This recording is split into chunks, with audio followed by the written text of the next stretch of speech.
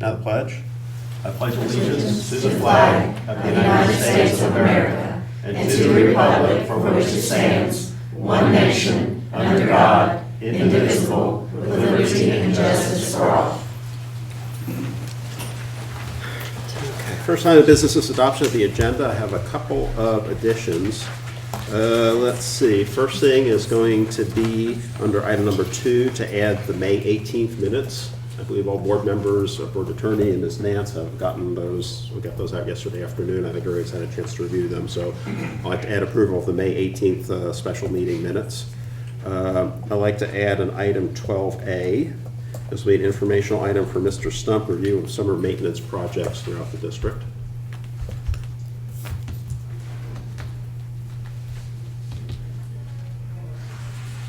Is there a document for that? No. That's going to be an information. Yes, he will have one that he's going to give you just a list of things that have happened at every building. But we don't have You it. haven't gotten that yet, so he will. Under number 8, which is consider approval of 2 procedures, I'd like to add a third procedure. That's 09.123 AP2. That was the attendance form that we tabled from last month. And I'm going to call it 9A, which is the Department of Juvenile Justice and Clark County Board of Education contract. So to recap, the additions will be under item number 2 to consider May 18th, 2016 special meeting minutes for approval. We'll add procedure 09.123 AP to the discussion under item number 8. We'll add an item 9A, Department of Juvenile Justice and Clark County Board of Education contract. And item number 12A is review of summer maintenance by Mr. Stump. Any other additions, subtractions, or changes to the agenda? If not, a motion is in order to approve the agenda as amended. I'll move that we approve the agenda, adopt the agenda as amended. Motion by Ms. Hicks, second by Mr. Parado. All those in favor say aye. Aye. Opposed? Motion carries 5-0. Next up is approval of minutes. We'll hear the June 21st special and regular meeting together, if that's okay, and then a separate vote on the May 18th meeting, because we had some recusals there. So any changes or amendments to the minutes for June 21st, either the special meeting or the regular meeting?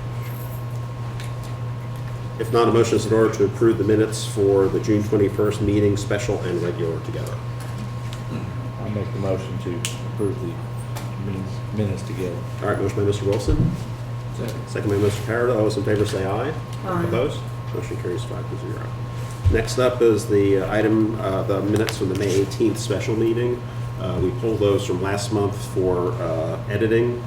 Myself and Ms. Combs worked on that, and I think we've got a version of the minutes which accurately reflects what happened. So I'll entertain a motion, or further discussion or a motion for approval of that set of minutes.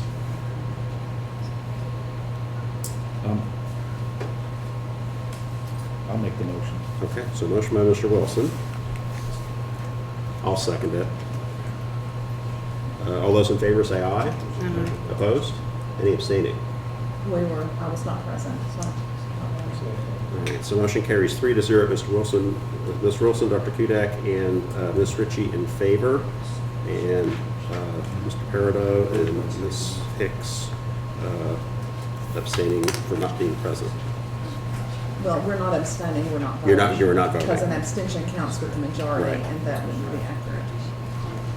So the minutes would reflect they are not voting as they were not present.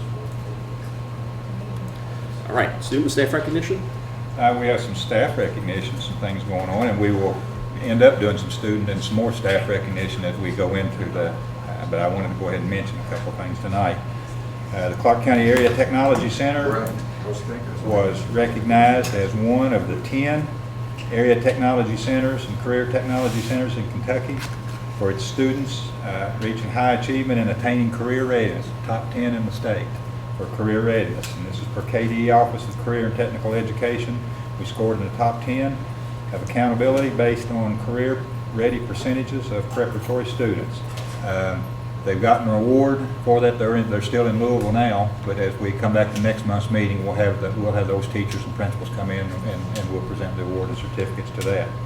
Also at this same conference, Clark County Area Technology Center received the #1 spot in the state for certifications earned.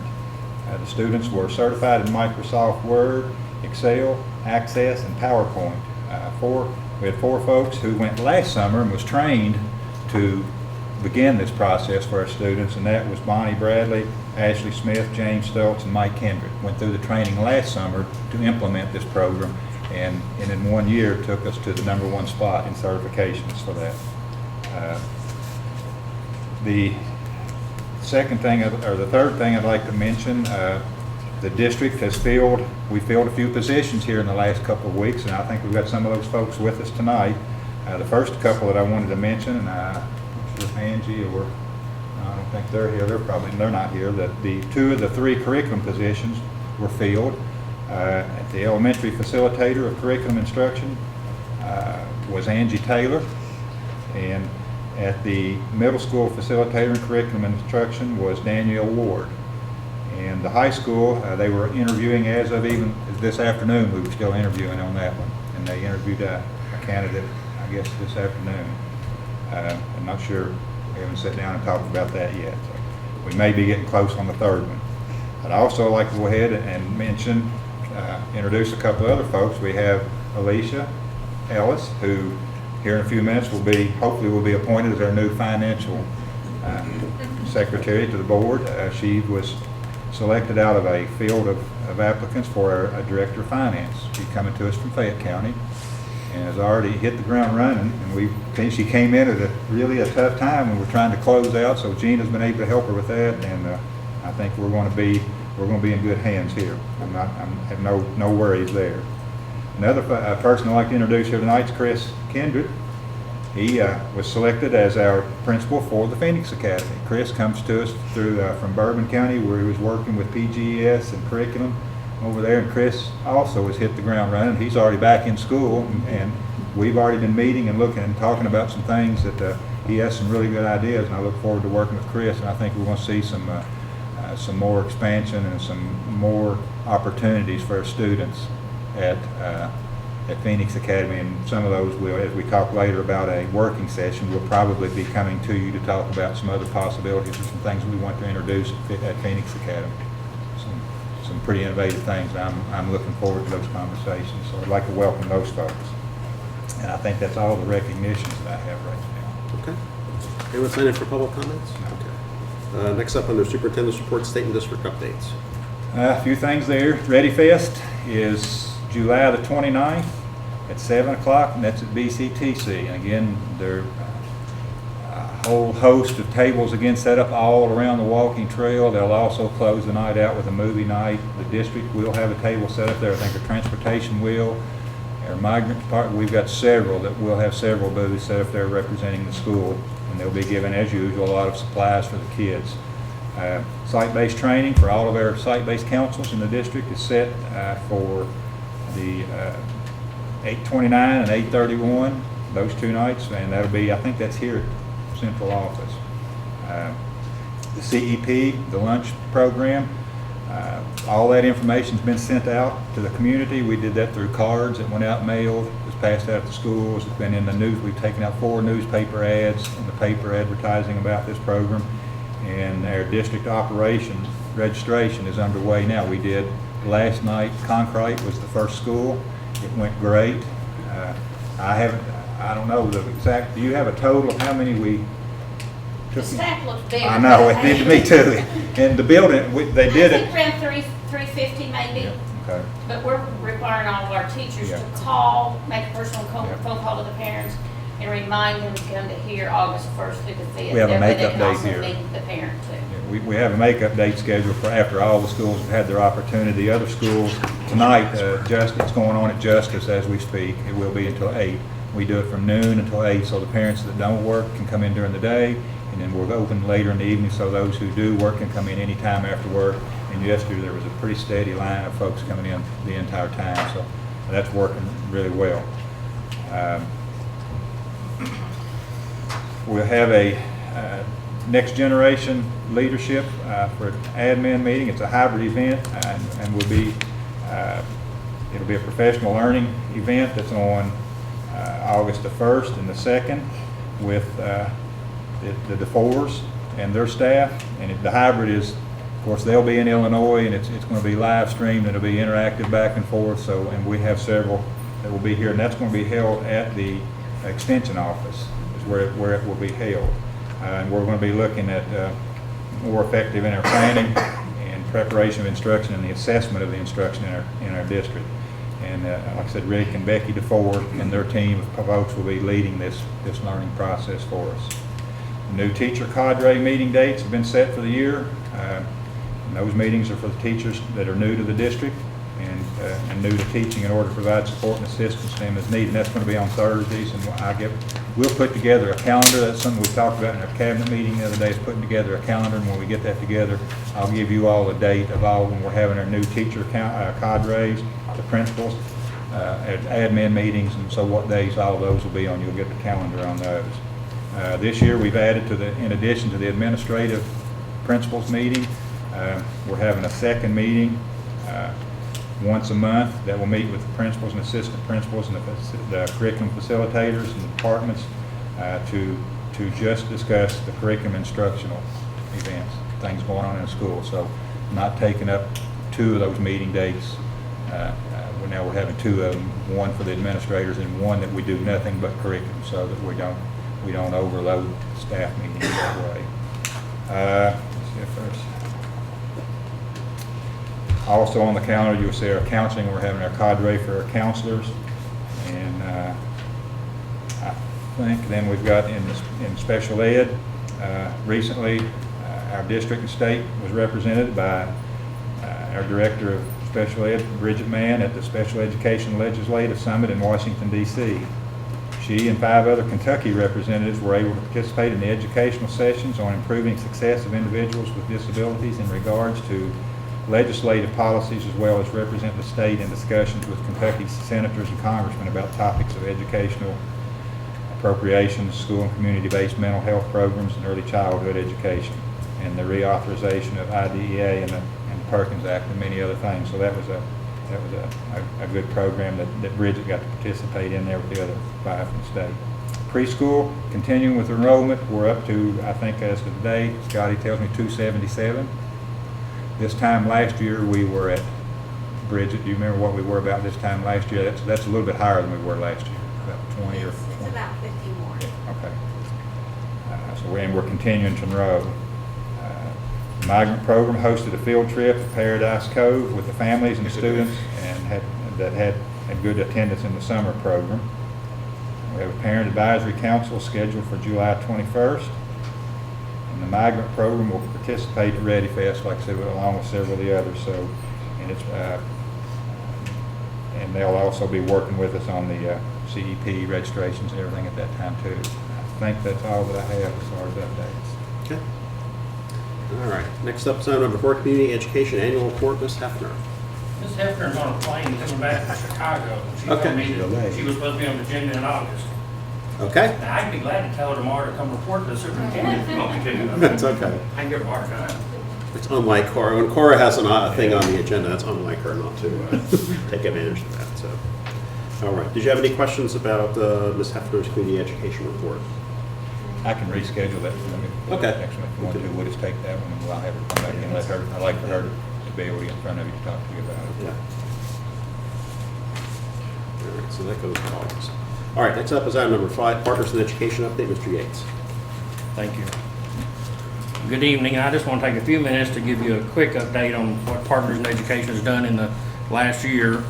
Even though they're not all here, I want to first thank all of our principals. They've been very supportive. Anytime I've come up with a new idea, they've always been very supportive of what I wanted to do. This time last year, we started the program, our year, with 8 partners. At the end of the school year, we had 13. We added Kentucky Bank, Emmanuel Episcopal Church, My Business, Major Dad's Military Surplus, Mancy Metals, and the Winchester Clark County Parks and Recreation during the last year.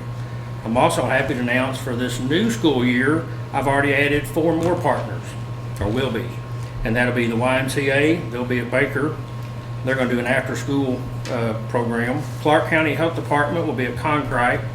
And where we're sort of expanding our reach, if you will, Gate Precast and Liggett and Platt are going to be partnering with the ATC. I have another meeting this Friday. We're trying to basically turn it into a co-op deal. We've still got a lot of work to do with the DECO, but we're getting there. So that'll give us a total of 16 partners, because we're going to lose one. That's Winchester Wesleyan Church. They were a partner with the Phoenix Academy, as I told the new principal, primarily because of the relationship that the principal there, Mr. Kincaid, had with that church. So I know that one's going away, so I now got to get to work on getting him a partner. Last year, we had about 59 volunteers that tutored approximately 260 children, which is an increase from the year before of about 110 children more that we helped. We also re-energized the bug program with the Winchester Kiwanis Club, which brought in another 17 volunteers.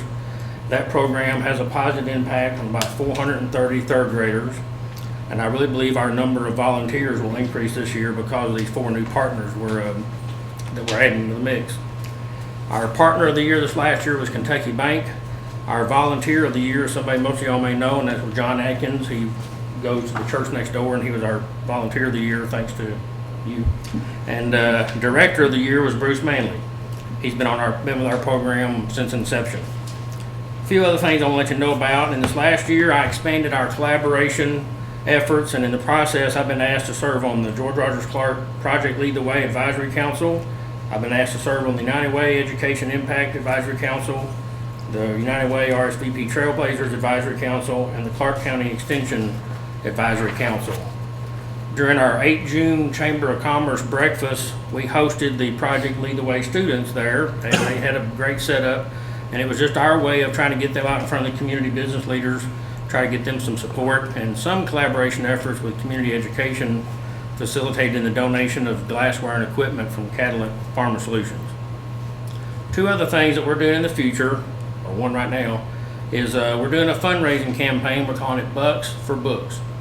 Last year, one of the things I learned from doing this, Darrell Terry, the president of Kentucky Bank, his wife teaches at Shear, I believe it is, and I found out through him that we have a lot of students that can't afford to buy a book during a book fair, which is unfathomable to me. So what I've done is I've already put out a solicitation to all my current partners, and I'll keep asking other businesses to try to get them to donate some money to us. It'll come through PI. Now the end of September, whatever I get, I'm dividing it 4 ways amongst those 4 elementary schools so that those librarians and the FRCs can discreetly get that money to the right people so that they can at least have a book. And then the other thing we're doing, and this is something that was thought of really because of, and I'm going to get this name wrong, but I think her name was Cindy Stencil. She's a teacher at Shear. I had her come speak to my board because I wanted my board to get a perspective from a teacher that sees the first-hand results of what our program does.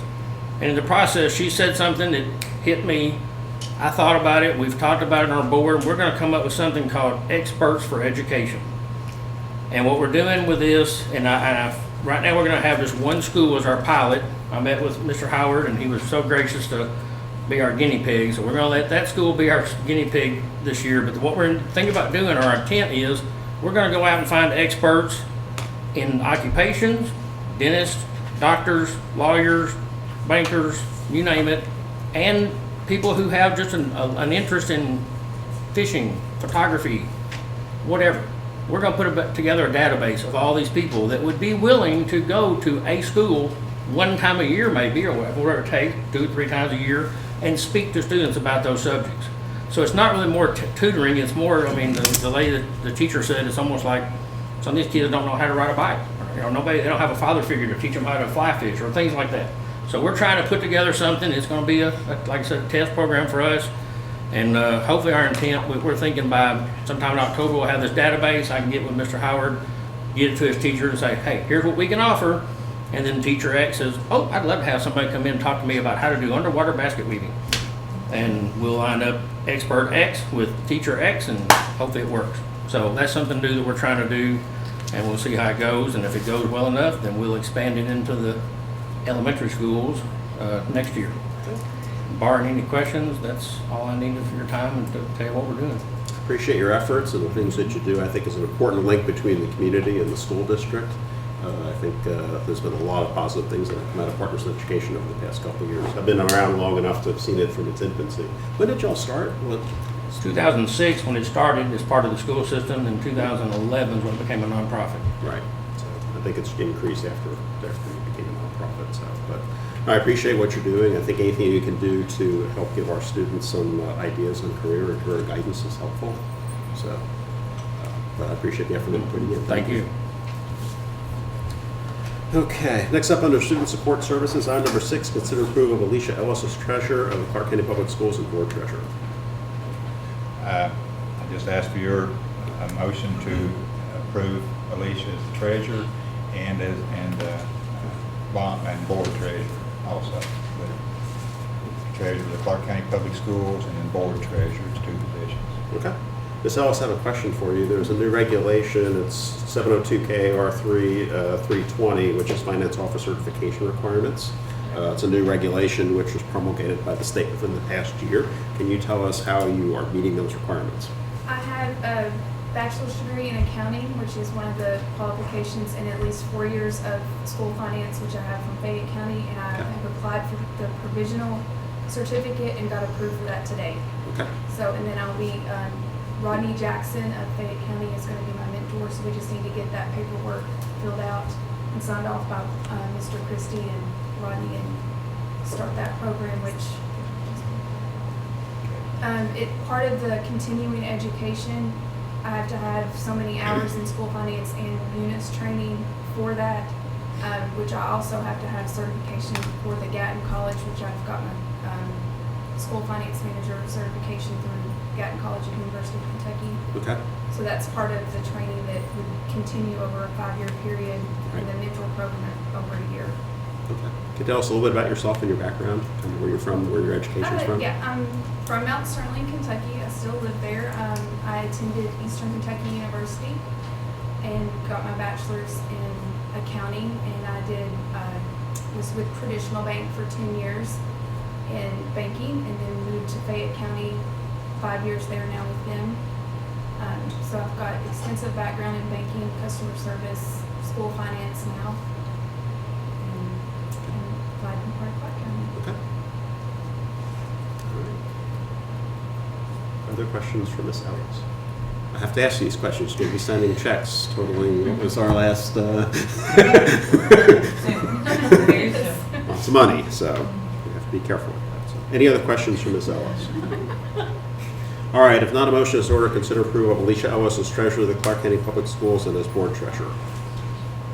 I'll make the motion to approve Ms. Ellis as the Clark County Board Treasurer. And treasurer of the Clark County Public Schools. A motion by Mr. Wilson, Second. second by Ms. Hicks. All those in favor say aye. Aye. Opposed? Motion carries 5-0. Next up is second reading of policy updates. Mr. Christie. It's just to ask for your consideration to approve the policies with the recommended amendments. There was 2. Yeah, we changed 8.12 and 3.28 were the 2 we changed from last time. With those changes, everything else remaining as within the first reading. This is What were those policies that we got? Let's see. we got One, I don't remember the number, was the 08, Was it 07 C12?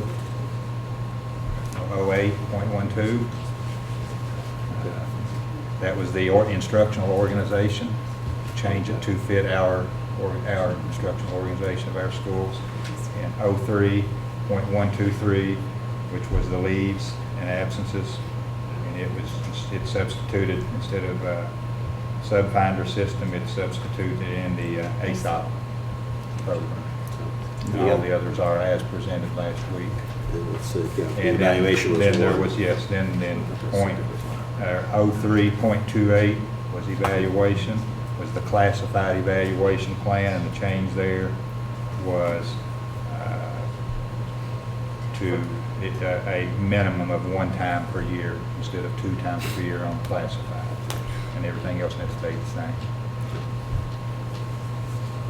Any other discussion? That was the 3 policies, yeah. All the others were still as presented last month. Any other discussion? All right, now the motion is in order to consider approval of second reading of policy as presented. I'll make a motion. Motion by Mr. Peridot, I'll second it. Second by Mr. Wilson. Those in favor say aye. Opposed? Motion carries 5-0. Next up is item number 8, sets 3 procedures, 03.121 AP 24, 09.221 AP 1, and then 09.123 AP 2. Anything? The 09.221 AP1, that was supervision of students.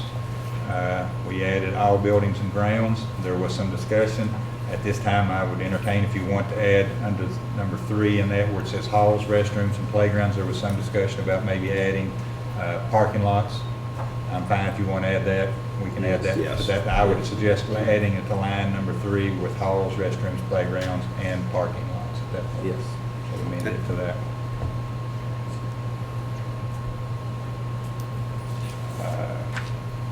03.121 AP 24 was some change. It was Just the signatures at the bottom. Yeah. It's a changing the signatures to read superintendent approval, HR director, and finance officer approval. Just accountability. Yep. And then the other one you talked. Yes, I talked to Greg about that. That was the attendance form, which that's 09.123 AP2. So we pulled that out for further discussion. After discussing it with Mr. Holland, we decided to leave that form as it was presented last time. Before that form is distributed to any student or parent, we're going to ask the question, does your child have a chronic illness? And Mr. Holland and I will develop a separate form for a child with either a chronic illness or an illness which is expected to last longer than a week or two. And that form will have some questions. What does your child have? What is the expected pattern of absence? And that way he will be able to compare the expected pattern of absence with the actual pattern of absence. So if it's going to be an extended absence, that's the beginning of the home health. Right. The other thing is that when we have that information, that's going to streamline entry into home health. And I think we'll be able to much better capture our students who are ill that way. So. Avoid some unexcused So absence. for a student without a chronic illness, I think that form is completely appropriate. So any other discussion on those 3 procedures? All right, if not, a motion is in order to consider approval of procedures 03.121 AP.24, 09.221 AP.1, and 09.123 AP2. I'll make the motion to approve the procedures of the 03.121 AP 24 and then 09.221 AP 1 revision, and then what was the number on the other? 09.123 AP2. 09.123 AP2. AP 2. I'll make the motion to. Motion by Mr. Wilson, Second. second by Ms. Hicks. All those in favor say aye. Opposed? Motion carries 5-0. Okay, next up is item number 9, consider of KLE FPF application for law enforcement officer. CLEP fund, that has been around for some time. It has to do with law enforcement officers. The change by the legislators this year is to include school resource officers. They would be included in that. It's a fund that we would make, I think it ends up, it's probably close to a $3,000 pay raise for the police officers that's funded by the state. We would do it just like we do our nationally board certified teachers. We pay it and we're reimbursed. It comes up a little bit short. It's about $500 per person that we end up paying because of some of the benefits and some things that can't be paid by that grant. But that ends up being about $500 a person. This is something that they've been working on in the legislature. The Fraternal Order of Police and all the other organizations have been working with the legislators for several years to get this passed, and finally they got it through this year. I would recommend that we do that with our police officers. Are we going to be able to, because I was looking at KRS 15, are we going to be able to meet the training?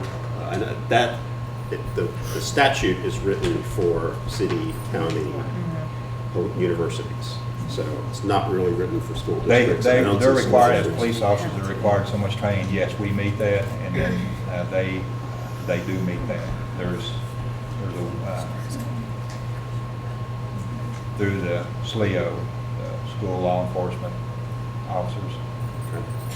There's a accreditation there, and every year they they have coursework that they take, and they have to do, just like teachers with PD hours and everything, they have to continue, it's continuing ed, they have to continue, and they're issued certifications every year. We keep those on file here.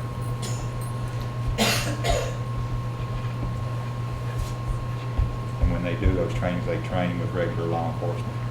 It's generally at Eastern, on Eastern's campus is where most of them are, sometimes UK.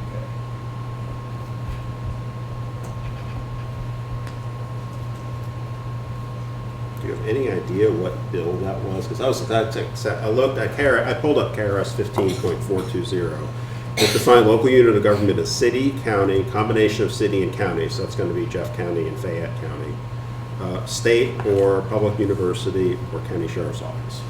I didn't see Board of Education listed, or you're in either independent or non-independent. And looking here to see if I can see what bill it was, which one it was. It doesn't say. Because the LRC is usually pretty good at updating the statutes after each legislative session, so. Not sure what KRS was.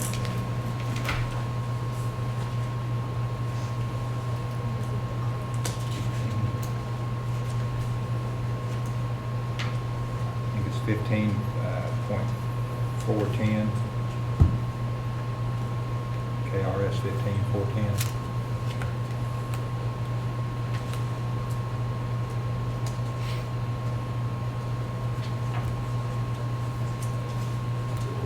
That's the current stat, that's 15.420, which is definitions for local unit of government, which is used throughout the rest of the application.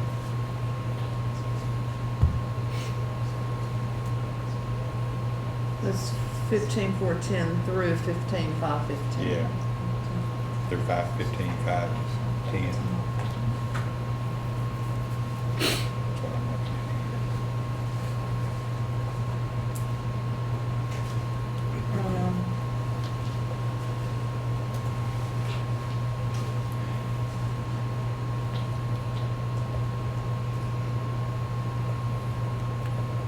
Dr. Kudak, what are you looking for? I was at. looking To see at. where this includes this. Yeah, 15.420 is definitions for the section, and it defines local unit of government as city, county, combination of city and county, state or public university, or county sheriff's office. I was gonna say, because I said. Doesn't say Board of Education. It just says there at the end when it names off all the organizations, it even goes into auxiliary police officers or any other peace officer not specifically authorized in KRS 15.410 to 15.510. I do know that The new House bill, is that what you're looking for, is the bill numbers? Yeah, I was wondering how. It's that- Senate Bill 199 and House Bill 419. So Senate Bill 199. Well, actually, there's 199 and 156, So Senate Bill 199 and 156. and House Bill 419. Was in this February. For some reason, I can't open them. it talks about their hours under 15.440, who the funds would be distributed to, and it talks about to the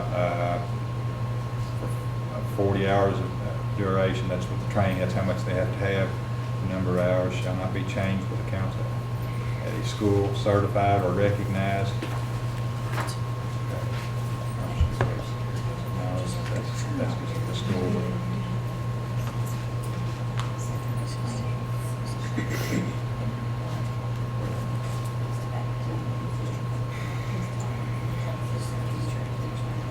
Yeah, no, okay. The House bill amends unit of government to mean any city, county, combination of cities and counties, public university, state agency, local school district, or county sheriff's office of the Commonwealth. So, I don't know how that was in an approved House bill and not, Yeah, Didn't get even it to in the our LRC. documentation, it says effective July 15th, amended 2016, Kentucky Acts, Chapter 58. actually, 419 was never passed. It was introduced in the House February 16th and went through appropriations and revenue in February 17th, but did not get voted on. What was the Senate bill? 199. Yeah, and 156. I feel like maybe these different ones. I don't think any of them passed.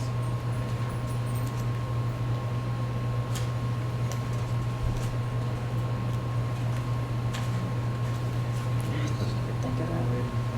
Did we already get paperwork from anyone to do this?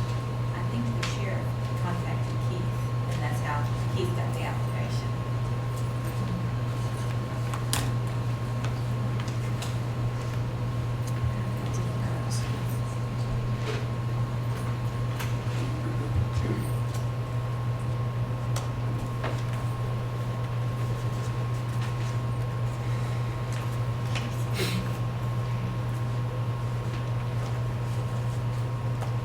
What were your Senate bills again, Tia?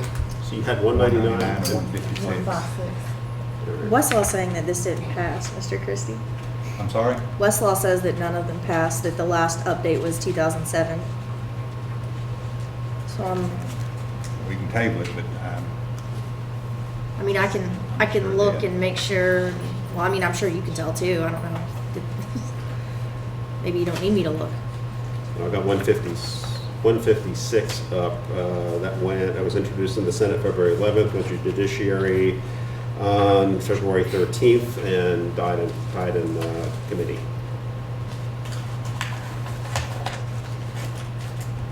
So what we have here is the current version then. We believe so, yes. Yeah.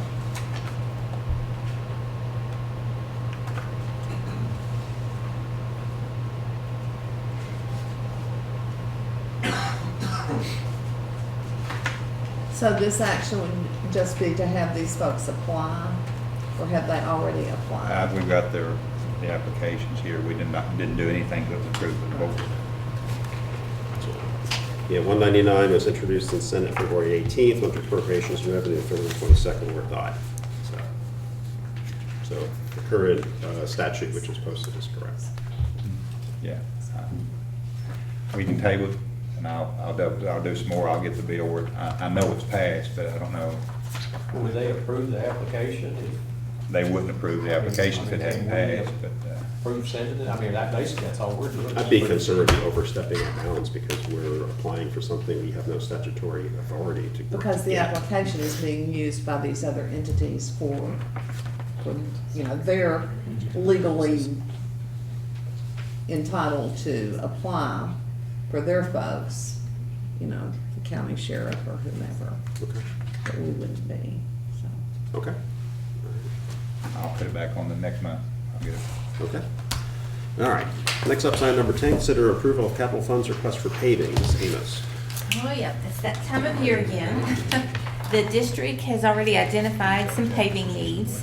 Are we doing? Oh, sorry, I'm back, let me back up. I skipped item 9A, which is, sorry about that, I amended the agenda. Item 9A is the contract between the Department of Juvenile Justice and the Clark County Board of Education. Can you want to present that, Mr. Christie?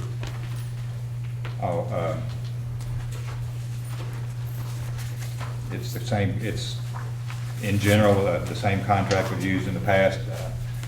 Ms. Combs looked through it, there were some questions in the way it was written. She and the DJJ representative, I think, worked those out, and what you have is the corrected, amended version. This is it's our contract that binds our funding.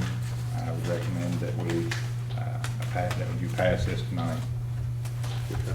Everyone had a chance to review that. Any questions? If not, a motion is in order to approve the contract for 2016-2017 between the Department of Juvenile Justice and Clark County Board of Education. I'll make that motion, Drew. Motion by Mr. Peridot, second by Mr. Wilson. All those in favor say aye. Opposed? Motion carries 5-0. All right, now you're up, Ms. Amos. Not gonna psych me out again.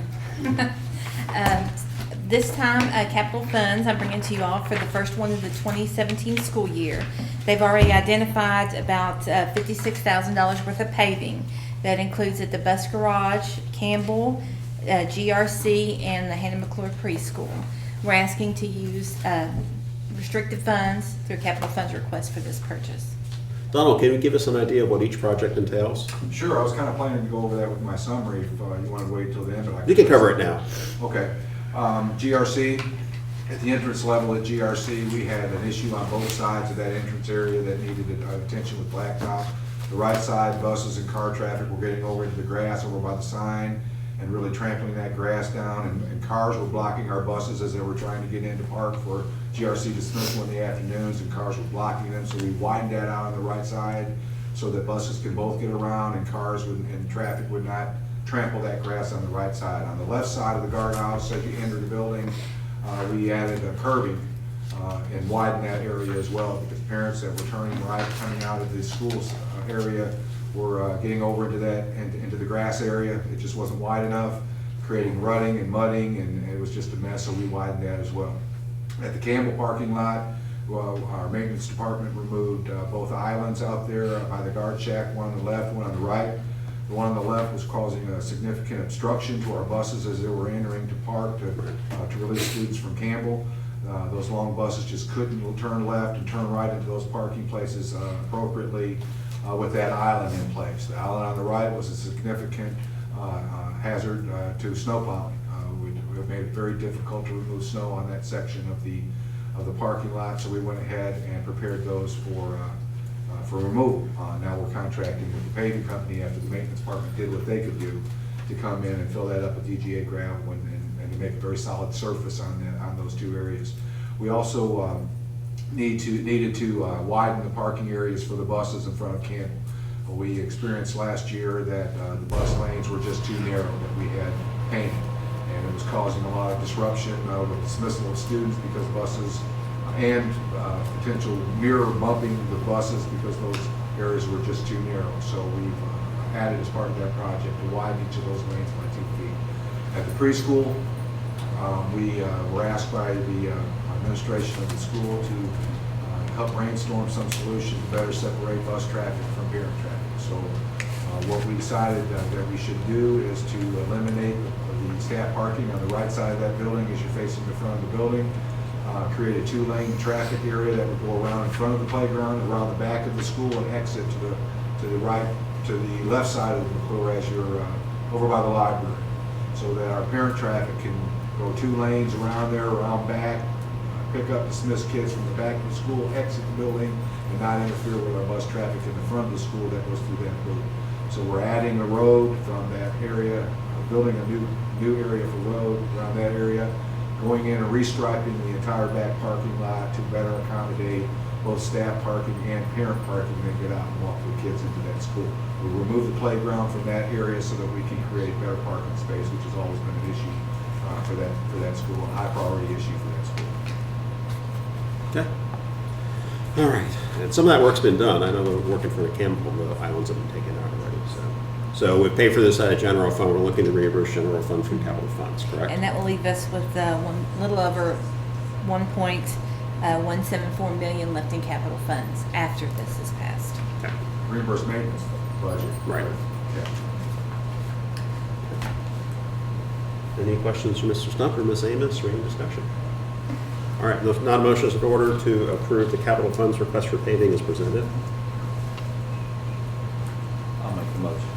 Motion by Mr. Wilson, second by Mr. Parado. All those in favor say aye. Opposed? Motion carries 5-0. And just as a side note, that's probably the last item Ms. Amos is going to present as finance director or departing finance director. So I'd like to thank you for your time in the district. I appreciate all the work you've done on behalf of the district. So thank you. Okay. Next up is item number 11, consider approval of special contract between Clark County Board of Education and Kentucky River Foothills Development Council. Good evening. I come before you today to request consideration and approval of the service contract between both Clark County and the Kentucky Rivers Foothill. This is a standard contract. It's in prep for the school year as we are approaching, and we are obviously excited about the increased numbers that we have in our enrollment. But it is a contract that creates that partnership between us and between them to provide appropriate services to our students in our community.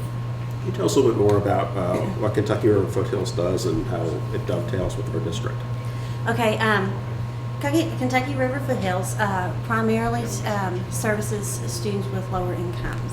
So in the income base, but we partner with them because our alignment with our teachers and their teachers provided more services to students. They also, obviously it's a federal funded program. They have some federal funds that we do not, and so they contribute to us as we provide services to our kids. Okay. I submitted several questions about the contract, but I didn't get a response. I answered questions, so I'll do my best. I didn't bring those with me, Okay. but I know don't if wanna I take the recall. time if, you know, some of it maybe should be obvious, but it wasn't to me. That's okay. Okay. I apologize because I didn't originally get your Okay, I question. sent it to So, Mr. Christie. but I sent that, and I was looking to see what time I sent it. Okay, it's not showing I had up to look on my here, computer and I didn't here. see it at work before I left. I didn't show what time I sent as it I on can the phone. remember, my phone's got it over there. But as I can remember, one of your questions was in regards to page. Hold on, I'll find it. It was regarding the acronym PFC. Oh, thank you. PFCE. Parent, family, community engagement. Parent, family, community engagement. That is a person hired by Kentucky River Smithfield. Okay, so that is a KRF position. Yes. Yes, ma'am. Okay. And I'm pulling this up so that I can refer to it. How often does a regularly scheduled on-site mental health consultation to children and families occur? That is a consultation about once a week. Okay. What that does is just provide some stability for supports that are, as you know, our younger children sometimes face some great challenges as well as their families. And this is ability to provide those services and supports them. We are very lucky that this year we also have the additional addition of Comp Care or from Mountain Comp that will be present, and that's going to just reinforce our ability to provide those services. Then, let's see, you were also inquiring about the measures as far as the questionnaires. Just to kind of let you know, those measurements include parental questionnaires. They also include what we call family outcomes analysis. We provide parental surveys. We kind of figure out the needs of the families that are in place and the students that they have. In addition, we look at child assessment data. That's referring to your TS Gold. That looks very specific as kind of the goals for what we want our children to achieve, and they are a crosswalk between not only the standards that we have in the Kentucky early childhood standards, but also with those that are in relying with the Head Start outcome standards. So are the measurement instruments specified in those guidelines? Yes. Okay. Yes, they are. And what about the double session thing was mine? Okay. I'm We really don't have not a double understanding session right that. now, so the double session, We're a day long. we're daily, we're full day. We're Double full. session is half day, and we're full day right now. Okay, okay. So if they're, so what is it in there? I mean, I guess I understand that. So on a double session, is it not a 5.5 hour day? How No. many hours a day do kids on double sessions go? if Traditionally, we a ever get double there? session is what we would call a half day, so it's going to be 3 hours or under. Okay, okay. So they don't go from 7:30 till 1 and then No. from 1 o'clock until No, like ma'am. 6:30? Okay. No, ma'am. No, we are offering, our contract is a 5.5 school day hour, and that's providing not only services, that's providing the children access to, of course, we're an expanded free food program, but it provides them the opportunity to access food both in the morning and in the afternoon. So, any other questions? The other is the number of students that we are guaranteeing to Head Start, KRF. Is that comparable to what we've done? in the That past? is the standard. Okay. What it is, and just to let everybody know, we have a standard of 75 students that kind of fall in. Typically, they're 3-year-olds, and they are students that traditionally cannot be served by the state-funded program. And so, but these are also very needy students that come from families of income needs. Is there a formula that gets to that number? I know, because they do this with several different districts, I know they don't use the same number. If obviously other districts are there. Is there a formula how they come up with 197? The 4-year-olds, the number of the 75 4-year-olds, that's kind of set by the legislature. That's what it was years ago, and that's Right. remained the same. That's not changed. That stays the It's same. a hardcore number. It's not Yeah, a that is. percentage. That is correct. That's a hardcore number. The Now, 197. the others are, you know, they're affected by whether they're below the 100% federal poverty guidelines and things like that. That's So how are they it goes. saying that's a percentage of what we have in this county or something? I just don't know how they come up with 197, how that list is picked out of the air. It's roughly a percentage that we're looking at. Percentages is Has based it on been years one- past. Has it been 197 for several years? Or Yes. have we changed? This year, we did reduce by 3, the number of 3. It had been previously 200. We reduced down to 197. Years past. Um, So they have something that they figured. But the ultimate goal is looking at the needs of the students in our community and providing the services that we are trying to provide them. I will say I had a conversation with Tia earlier today. In my many times of reviewing this document, I had an oversight, and that would be on the very first very first paragraph. No Child Left Behind doesn't exist.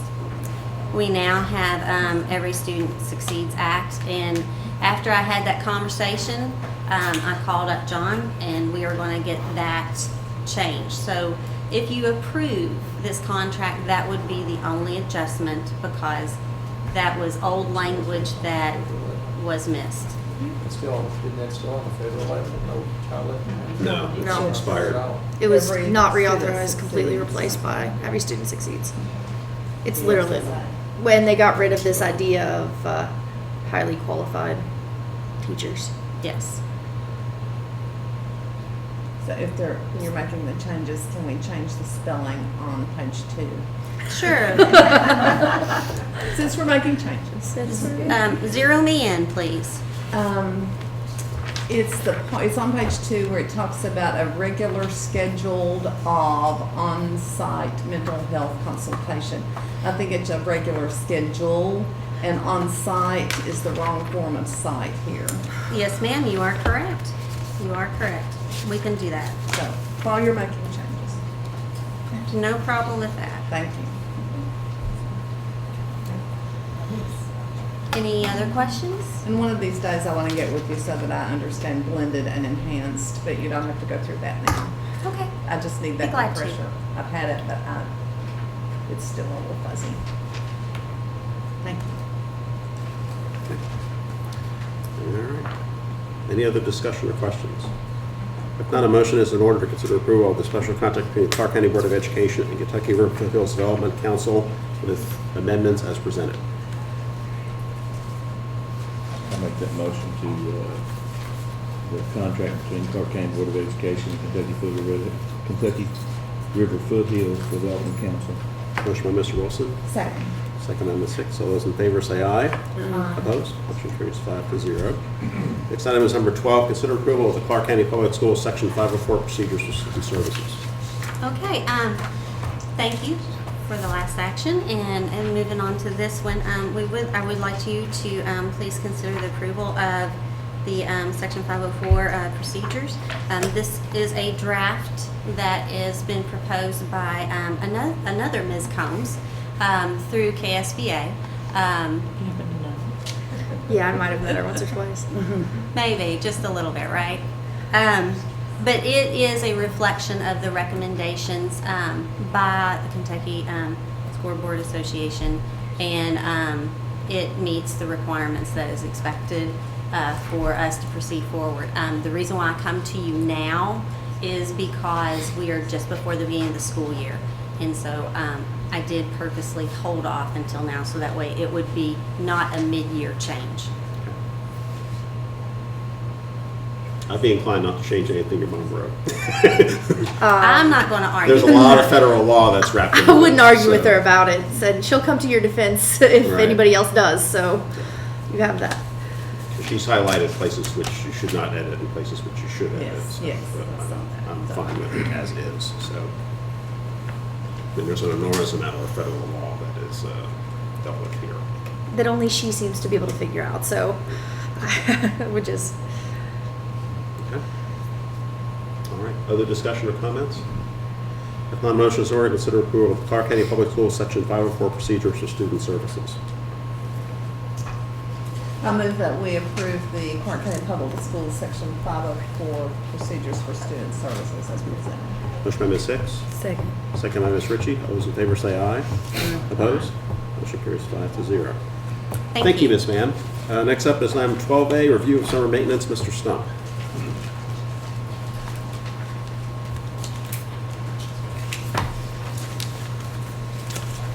These last two presentations brought back a lot of memories. Yeah, you used to do all that. I did do all of that, yeah, but I don't do now. I've been asked by the superintendent to give the board a brief overview of some of the most relevant summer projects that we've engaged in this summer in preparation for our first day of school. So I'm not going to elaborate much on some of the items that relate more to the typical things that we do in the summer, like waxing floors and cleaning filters and cleaning chillers and things like that. So if you'll just entertain me for a little while as I go down this list, I'd like to stop at a few of these and kind of give you an idea of some of the more atypical types of projects that we've engaged in and some of the rationale for why we did so.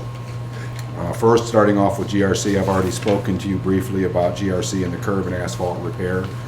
The other items are pretty general maintenance that the administration asked us to do this summer that were just atypical. Phoenix Academy is the same way. We painted and fixed some tile at Phoenix Academy, but that's pretty much the extent of what we've done in the summer for that school, other than I'm searching for the word, disallocating the mobile unit out back that was used previously by Migrant and ELL. We're no longer using that facility for that purpose. At Strode Station, we're currently in the process of replacing 5 more classrooms with VCT tile, replacing our carpet. I know our goal last year was to address about 20 classrooms. We did 4 last summer. We're doing 5 this summer. So that gets us down to about 11. And we've asked the administration to identify the highest priority 5 rooms. She did so, and we're in the process of doing So that. you got about 11 left? About 11 left. What would be the cost to go ahead and do those 11? Roughly about $5,500 per room, so 5,500 times 11 would. But we are also pricing the library with new carpet, which is pretty much in need as well. We had some water damage in there from the last big storm that FEMA provided funding for, but they would not cover that for us, that particular event. So we do have some carpet in the library that we're pricing, and we're going to try to find some way to address that at Strut Station. Any But yeah. carpets we're looking at those like what you see in the auditorium at the high school, the carpet squares, so if one gets damaged, it can be taken up and you replace a piece of the carpet without having to do the entire place. That's the only carpet we're looking at. Classrooms, we want carpet out, tile in. How many, and I don't know if you know this right now, maybe you got this in the report, how many classrooms do we have district-wide that have carpet around? Well, we have about 23, I want to say, at Shearer, but we've addressed 4 there this summer, so which got us 23 minus 4. 30. And then Phoenix Academy is a facility that's mostly carpeted. So other than that, other than libraries. Phoenix Academy, you're talking about down at the Vault Road. Road. Right. The old forestry building that we purchased. That's predominantly carpet. Other than that facility, the only carpet really existing is in library structures and in our buildings. Those kind of non-classroom types. So right now, we're probably looking at district-wide, maybe 30 classrooms is what you're thinking? Okay.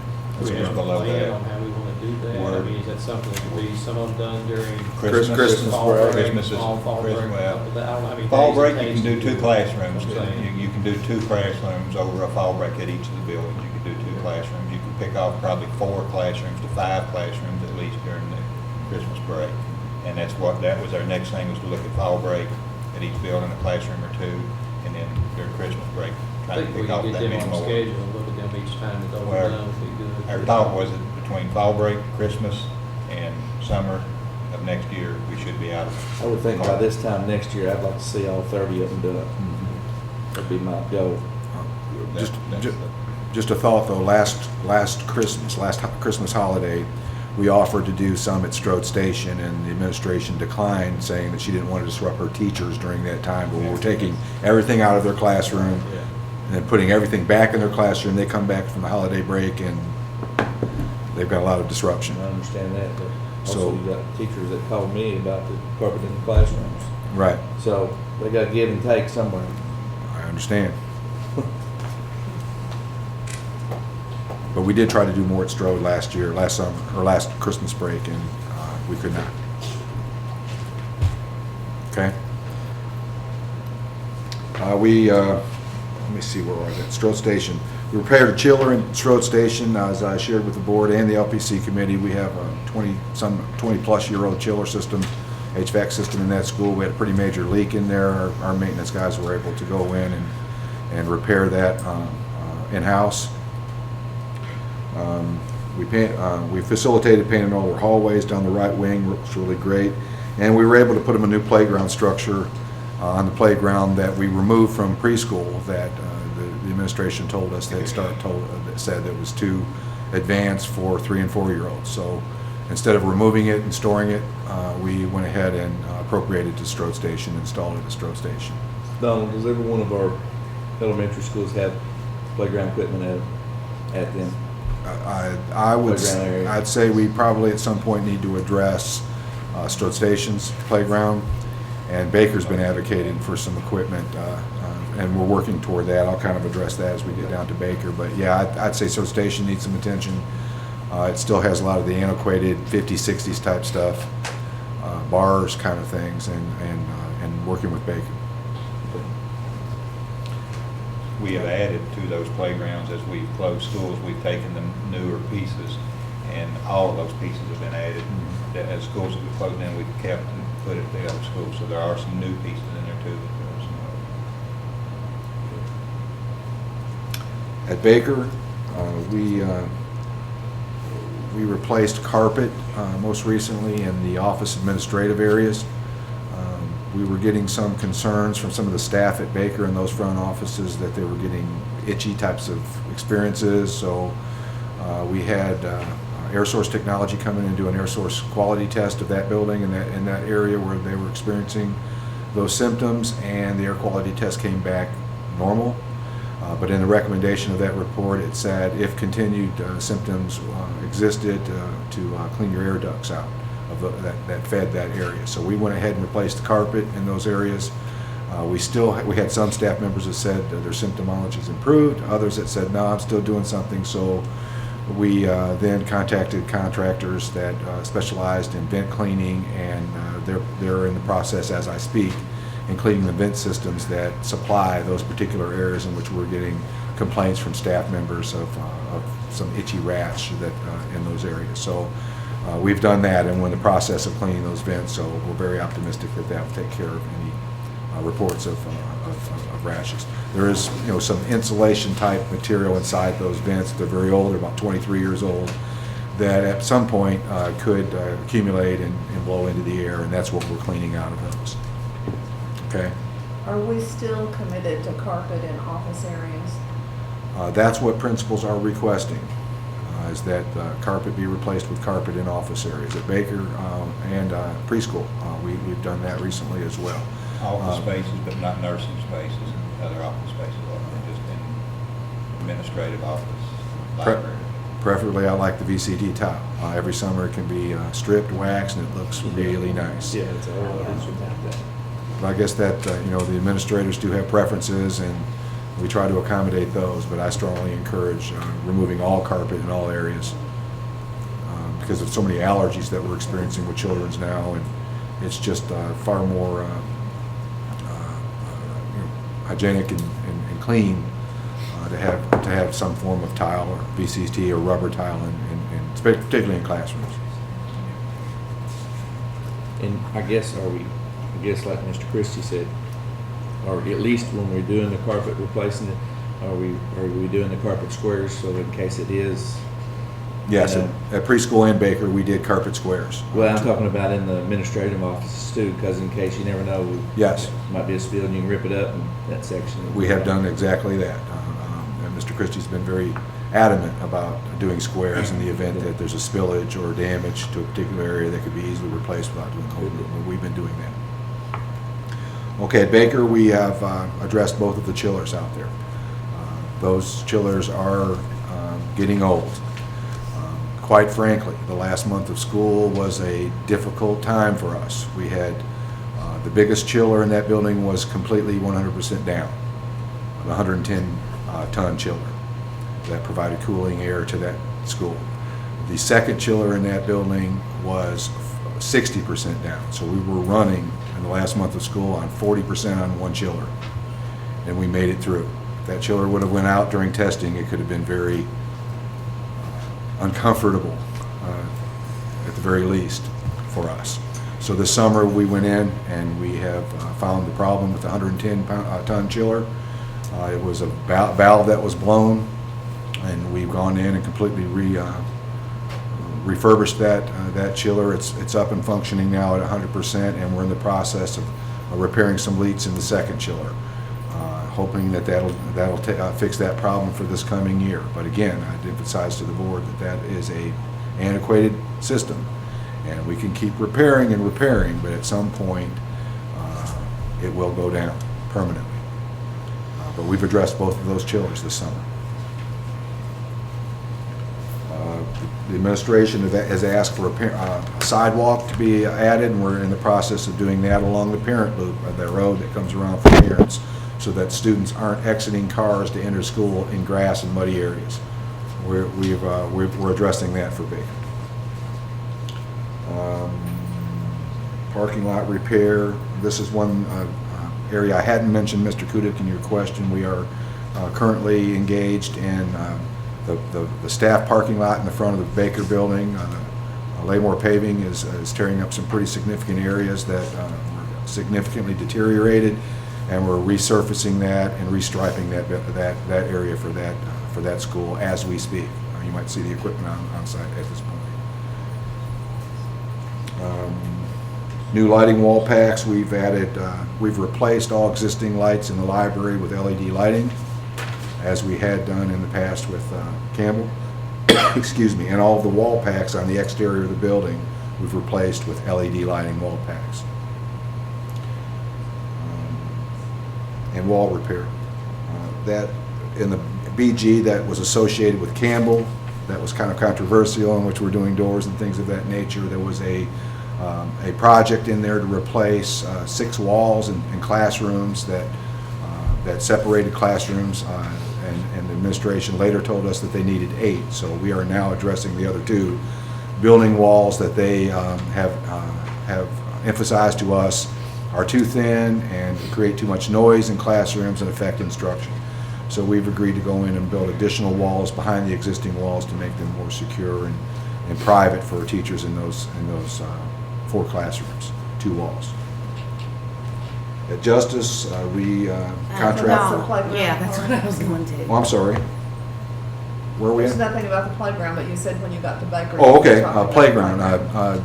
The administration has been fundraising with other components of their school to create some type of a recreational facility. I think that's the best way to phrase it, at the Baker site. Of course, the students there are in that kind of middle age to where they're almost too old for swings and monkey bars, but they're certainly not too old for other types of recreational activities like basketball, frisbee golf, and things of that nature. So we have been in discussion with the administration of that building and how we might partner with resources and funds on beginning a process of some recreational facility for that school. So right now we have out for bid, or out for quote, I should say, a concrete slab that would accommodate a basketball court, two goal basketball court. That would kind of be our first phase in the project. And then upon that completion, we'd be looking at how to potentially add a frisbee golf course, some volleyball nets and things of that nature. The administration kind of has a tentative plan of how each component of that facility, that recreational facility, could be added. So we're kind of at the beginning negotiation of a basketball court at that school. But for this year coming, there will be no playground equipment. At present, there is no playground equipment, but as I said, we've currently put out for quote the basketball court, which will take us, a little time to construct. Their request. They don't want playground equipment. No. We've offered them some of our equipment that we've taken from other Okay, schools. who's that? Yeah, that's what I want to know too. Primarily, the principal of the building is the one I've been talking with, Mr. Munson. And he won't accept any playground equipment. We've offered him equipment that we have reclaimed from other schools, and he has no interest in that. Well, the kids probably have interest in that. Other than a basketball court. I mean, they can play basketball in the gym. That's very true, but we've offered to install some of that, and getting through the administration, that barrier of the administration has been what we've experienced so far. But I do have playground equipment that I could install there. But he has to I may need to, a council, that's a council decision type thing too. I may need to attend the council meeting. Please. I'm not for sure at that school, since it's a kind of a combination of a kid that's, you're gonna have some kids that Yeah. want the playground, then you're gonna have some kids that, what Don was talking about, you want basketball and frisbee golf. I mean, I think that's an in-between age, it's an intermediate school, we call it intermediate, correct? Mm-hmm. So I don't see no reason why you couldn't have both. Myself personally. Yes, I agree. I Well, mean, it's better than nothing that's sitting there now. I mean, that's just my thoughts. I mean, because what are we trying to do? We're trying to make opportunities for kids here, and we're not, I mean, just because one kid's at one stage and another kid's at another stage, doesn't mean that we don't let that kid do what they want to do. Well, they have sufficient space Yeah, they do. to Exactly. create any type of an Exactly. environment. But at this point, what has been strongly encouraged for us to support them with has been a basketball court, exterior basketball court, frisbee golf, and volleyball. Well, it sounds like to me you've already kind of got the other equipment. I mean, I'm not, and I wouldn't be afraid to attend a council meeting. I think we need to strongly push that. I mean, I'm not wanting to push it down the administrator's throat because, I understand that's his school and what he needs to do, but I think you got kids that are at different stages in their life, and that doesn't mean that we take one stage out from them. Well, what I've observed is during recreational time, you'll drive by that school and there are a lot of kids in the lot where the bus is parked to pick them up and running around the back of the building. Not really engaged in any structured activities, but just running and getting energy out. We've even offered to put some goals on that area in that parking lot where buses line up in the There afternoons. used to be some there, they're not there now. I don't know if I don't know, but we've offered to put some on those And they poles. decline you there too? I'm sorry. He doesn't want those either? No, he doesn't want us to use the goals up there so they can shoot basketball but they play on that area. But you also Anyway. have to be real careful with an issue of the goals and 10 feet of the backboards that hang down, you get into the tops of your buses. So you gotta be real careful That could be a about problem as well, because goals are 9 or 10 feet high. But I'm not sure, like I said, we just couldn't have both. I mean, that's my personal thoughts. I mean, I don't want to push it down his throat, but I think you got kids at different stages and different levels there. Well, we do have equipment that we can appropriate. Now, But if the council's not being made aware of it and he's shooting it down before it ever gets to them, do they even know? I couldn't The ones answer that do make question. that decision? If they don't know, they're gonna know to vote on Answer it. that question. I mean, that's just something I think we need to check into. Well, they have raised quite a bit of money to appropriate toward this. And that's fine, but if we have something to put out there now, it needs to be going, rather than nothing. I can understand what they raise money for and how they want to turn it down, but I still think that that's part of the curriculum. The curriculum is a board decision. I think sometimes we can do some things. Do what? If they're making money to going toward a certain, piece of equipment or whatever, I can understand how they can, control that. But if we as a board said that we want this stuff here, I don't think that becomes a council issue at that point. I'd be happy. I think, recreation, it's part of the school day, it's part of the curriculum. It's definitely part of the curriculum. I know that for a fact. If you have the superintendent direct me, I will do that. Just, you know, I don't want to cause a controversy or anything, but I just think, you know, obviously that there are good people on the board and somebody's talking to them and said, you know, we need equipment. I have had complaints since the doors open about no playground And equipment. that we're starting now the third year And of still the nothing. intermediate and still nothing. And I'm not as much toward about the complaints as I am giving every kid an opportunity, because every kid's at a different stage and level of their life.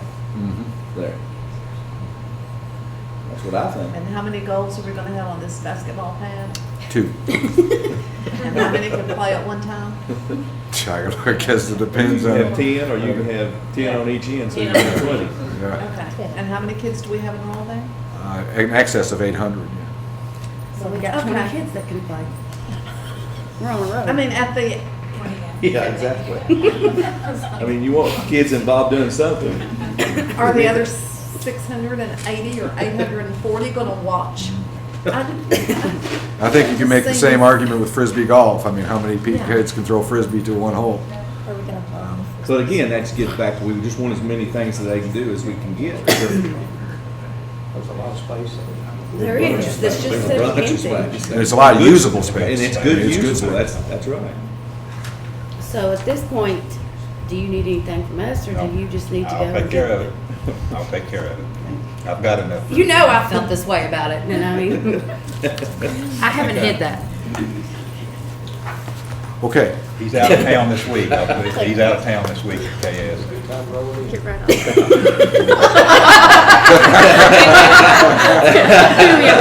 I'm on that. I like your thinking. Great. Okay, Justice, the only thing we really done at Justice, it's a new school, is the exterior railings going up the steps where paint kept chipping off of that. The principal was real concerned about that, so we contracted with a company to come in and sandblast all of those rails and repaint those with electrostatic painting that will be permanent. So we've addressed that already this summer. At Concrete, we fixed the sidewalk off the side of that building that kept accumulating water on the right area of that building, made a little ditch to where it would drain, and we've been dealing with some roof issues out there that's warranted by Insulated Roofing. We still have an issue out there as I speak. Alan shot me another email just yesterday afternoon of another leak that spotting on the walls, but I do know that Insulated Roofing went up on the roof, couldn't find any obvious leaks, so their next step is to do thermal imaging of the entire roof area to try to find out if there's anything subsurface that's containing water. So they're in the process of doing that, but currently we still are experiencing a leak on the roof at Concrete. Have you called them during a storm? I make my rounds when it has a heavy downpour and just do this all over. Yeah, she'll send, But the she's spring string's working great now, I do have Yeah. to say, I saw some good downpour the other day. good. Okay, we removed the damaged slide at Concrete, and I think your parent council added another play My structure. PTO's getting some playground equipment that is also handicap approved, some things that they want, because we got what was left over from the other schools, and that's fine, but they continue to be cracks, and he'd send somebody out, they try to repair it, and it was closed half the year, so the PTO's purchasing some additional playground equipment that is new. And we use some of our reclaimed equipment from other schools at Concrete. I mean, we put a swing in there and a climbing structure, and it's been great. Those kids, I always love seeing those kids climbing all over those structures when we put them up, because I know they're not sitting up on the hill, they're being The used. neatest one, if you almost come out during, is they have to wait in line, because it's a sit and spin thing. It's approved by AD, whatever, and they have to have a teacher there, and they have to take turns to get Those on it, ladders. to ride it, because everybody wants to ride it, so. There's plenty of ladders.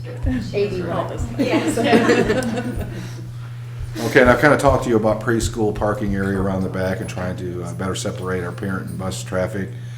We've put carpet in the front offices at preschool because they wanted to relocate staff in that front area to where the secretarial staff had immediate visual contact with any visitors coming to that front door. So we moved all the technology and all the card systems and fax machines over to that room, recarpeted those rooms to better accommodate their security concerns with seeing people as they enter that building. And we're dealing with a lot of parking issues and structures, changes and playground stuff and at Hannah McClure. At Shear, I mentioned the 4 classrooms that we're changing carpet to VCT tile. We painted. We're constructing a new walkway from their back door entrance to their playground that was requested by the administration, and we removed them old bridges from the front of the school that were deteriorated, rotten, falling apart, nails sticking out of them and what have you. Now, I'm going to skip Campbell and kind of go back to that one because I know that's a particular interest to you. The football field house, we had quite an issue with that field house this summer, located on Campbell's site. We had water that was protruding very abruptly out of the underground wire cabling ductwork that went from Campbell School to the field house. All of the electricity that is provided to the field house and the lighting system around the football field is provided by Campbell School underground. There are roughly 6-7 wires about this, literally this big, that run through the same conduit underground from Campbell to that field house, providing all of that electricity for the field area and the field house. The conduit is very old, rusted, water is getting into it. All the groundwater is rushing through that up into the field house area where the wire comes up to the main switch boxes. I was told that we fixed the leaks, but we can't completely control them, and that at some point in the future those wires will touch and explode underground or in that field house. That concerned me very much. So what we did was we contacted KU and convinced them to install an independent service for that field house and that field.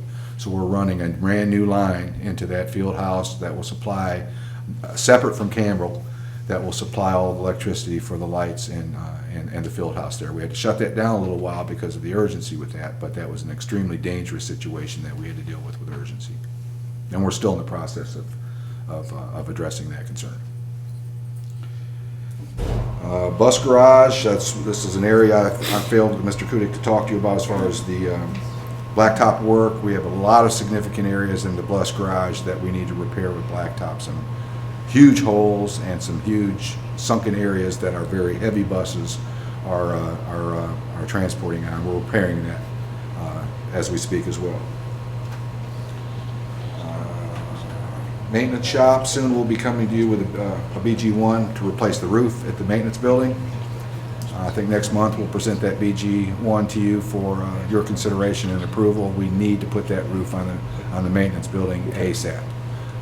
Is this the old technology center? It is the old technology center. It's leaking profusely. It's been a roof for several years already. We are going to lose that building if we don't get a Yes. roof on that. So we've been negotiating with some of the roofing vendors out of KEDC, the co-op, and I think we've got a pretty good price on that we'd like to introduce to you and ask for your support and approval so we can begin the process of repairing that. It was such a low quality on the facility plan.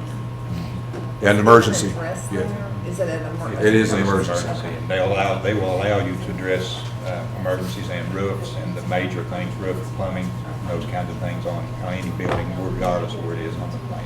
And you can use your capital outlay funds for Yeah, it. we can. That's what we'll be asking for. Okay. Campbell, Mr. Hagan's here and to answer any of your questions if you have any specific questions. But basically, I asked for a summary yesterday. We have our monthly progress report meeting tomorrow with contractors out at the site. But at this point in time, it is the construction manager's position that the construction workers will be out of Campbell, our wing, by the end of this week, certainly by the beginning of next week. And we'll begin next week with cleanup, working on our punch list, which we don't anticipate will be very significant with the architects. We have furniture on site. It is constructed and staged, ready to be installed into the new rooms. We have a lot of the student desks and chairs already in rooms that we've been given access to go in and wax the floors already. We've done primarily most of the upstairs room. The floors have been already waxed and furniture placed inside of those. The teachers' desks need to be placed in there, but they're pretty much constructed by school specialty and ready to be entered into the classrooms. We have some VCT tile that still needs to be laid in that room, but that's happening this week. We have concrete that's going to be starting to be, or concrete that's going to be poured tomorrow at the front of the building. Very shortly, within the next several weeks, the entire front of the building, concrete will be completed. Vestibule is a little bit of a concern for us. There's a delay on ordering the front storefront windows. The vendors say they'll have the stuff here on the 29th of this month, which means installation will begin immediately following that. So hopefully those can be completed prior to the first day of school, but that's the only area that seems to be creating a little anxiety right now is the delivery of the storefront windows. And as I understand, it's the window parts that we're having a hard time getting from the vendors. We've got pretty much the framing, structure, aluminum of those windows, but the windows we're waiting on to come in.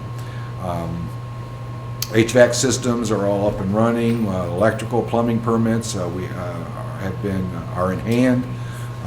Tomorrow is inspections for the elevator and fire alarm systems. We anticipate those will go well. We have almost completed the installation. This is our department, not related to the BG1. Our maintenance department has addressed the addition of a backup generator for Campbell that runs through the natural gas system, and our interest there was to secure and protect our district internet service. Anytime we lose, as you well know, electrical service to Campbell in the past, we've lost technology across our district. So we felt an urgency to invest in a backup generator system for that school. The board has already approved the purchase of the generator through capital funds, and the last request, maintenance department has paid for the installation of that generator, and that should be up and ready any day now. We already have vendors finishing the installation of that backup system. Camera systems, the BG1 didn't address cameras in our wing, or D-wing. So we have partnered with Mr. Howard at the school to install camera systems in the D-wing. He's agreed to pick up some of the funding for the systems. We've agreed to pull the wire as we did with the previous request for camera systems at Campbell. We saved a lot of money with our maintenance guy pulling the wire. We're doing the same thing in the D-wing and providing camera systems for that wing.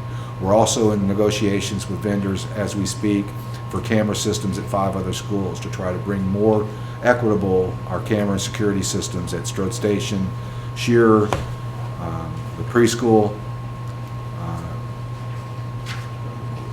Strode, Shearer, the preschool,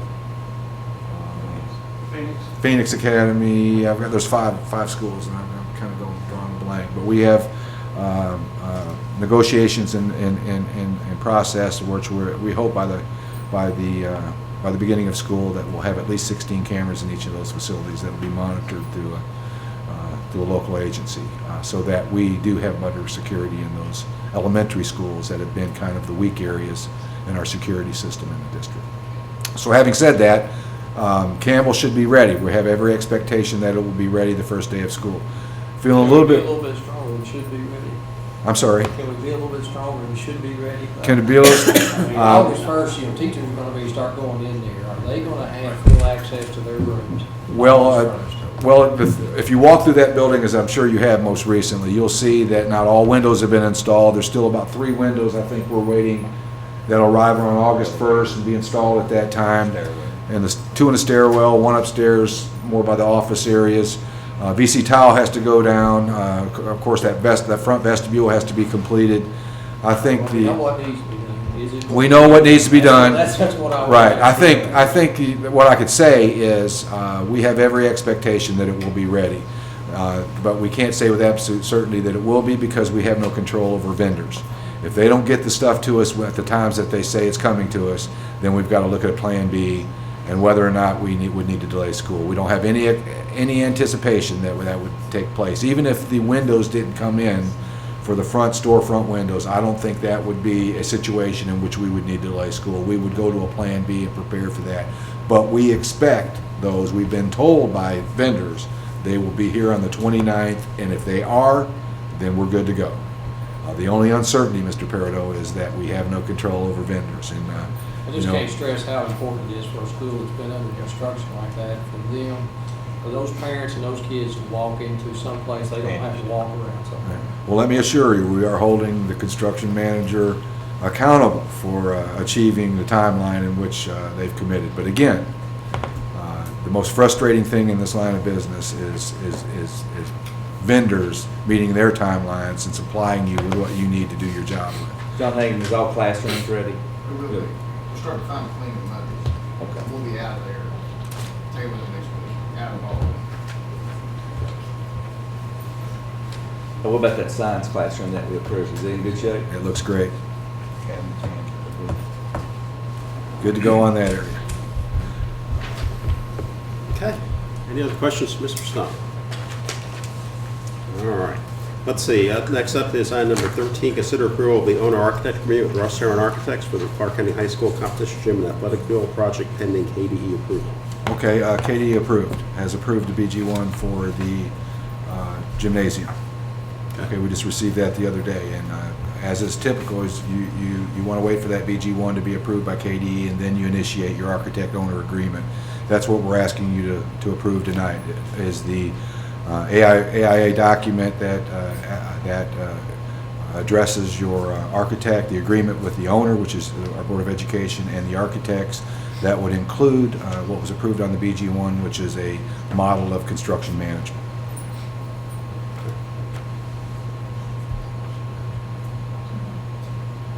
Which is a model of construction management. Are we using a construction manager? That's what was. That was going to be my question. So if we approve this document tonight, this commits us to using a construction manager. Yes, it would. Okay. Because it's, okay. I was going to say, Judy, you've been through the other two projects of the school. Wasn't the board presented the opportunity to go with construction manager versus general contractor at some point in time? Because general contractor put up the other two parts of that school. Yes, and one of the projects, we bid it both ways, which was not the way it sounded good at the time, but in Well, retrospect. the state learned a lot from their Yes. process in that. Yes. But in the past, the board, I was in Donald's position at the time, under new construction, I think it was the board's desire to go with general contractors. And then when we were talking about renovations of buildings, or we were talking about construction going on in buildings where students were present, I think that was their reasoning for going with construction management, because that put somebody on site pretty much full-time and could monitor that, and that was the reasoning for that. Now, the reason for thinking construction management on this, you're going to be in that same situation where we're going to be working on a building where students are going to be present, so there's going to be a separation there. Some of it's going to be off a little bit, but a big part of it, the biggest piece of it, is going to be done right in the building where students are. That was it. That was the thought process. But it's your call.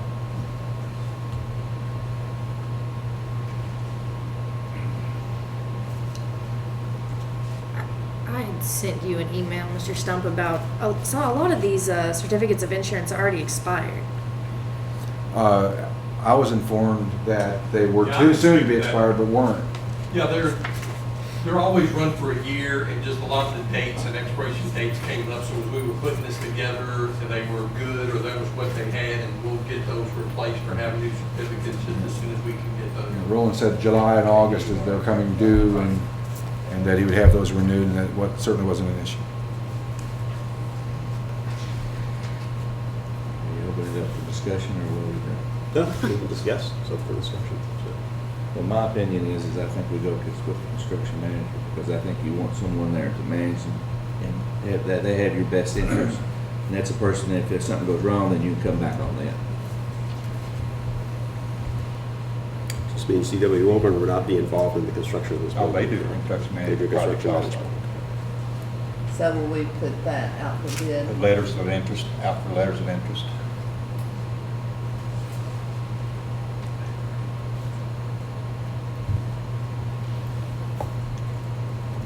you don't have to put out the bid because it's pretty much a set fee, and their fee for construction management is based on the cost of the project. That's a set fee, so you don't do bids, it's just a letter of interest, letters of interest in the project.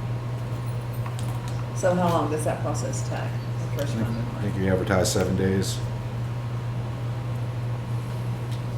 You can open letters after 7 days, is my understanding. So if there's no bid associated, how do you choose amongst the letters of intent? How do you choose among those? So So you you would come to the get- board and ask the board to choose? And or the that's our board decision? can ask them to submit additional information if you desire, past projects, those kind of things. So We it's did our interviews before, similar to the architect.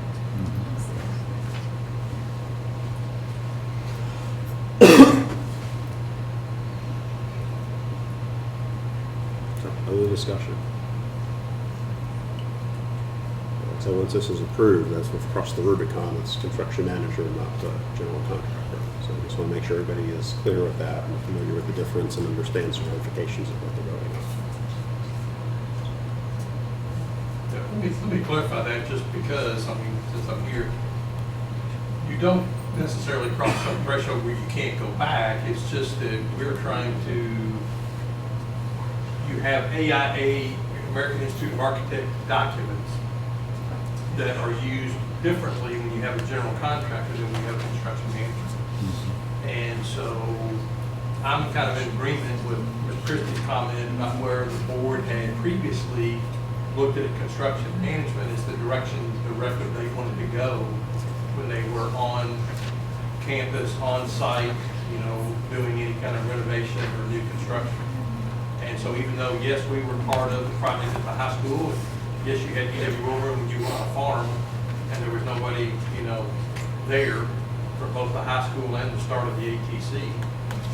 And so now that's a whole different animal. So even your BG1 that you have approved, that KDE approved, actually has a box that has been checked for CM. And it actually has the construction management fee, kind of based on the KDE fee schedule for that project that was included on your BG1. So that was where you really took a step at that point in time. Once that So what BG1 we've was done is approved. we have provided a contract for architectural services that is working in tandem with the concept of having your delivery of services or your construction through a construction manager.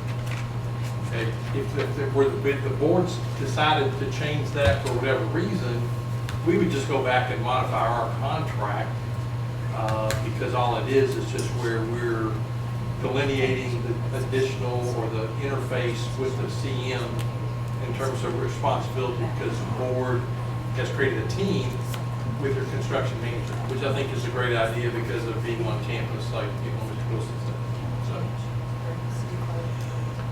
Okay, so our contract is just trying to be responsive towards what was on the BG1 and, you know, being set up, if you will, so we can start our work, you know, while you go through the process of the CM selection. Or if you want to go back to GC, if you like. One other question for you, is your fee based on the BG1 amount or the final amount? Because it's a percentage. It's right now the BG1 amount, and then we would, I think I mentioned this, that August the 4th, I believe, is the state board meeting where your district facility plan will be approved.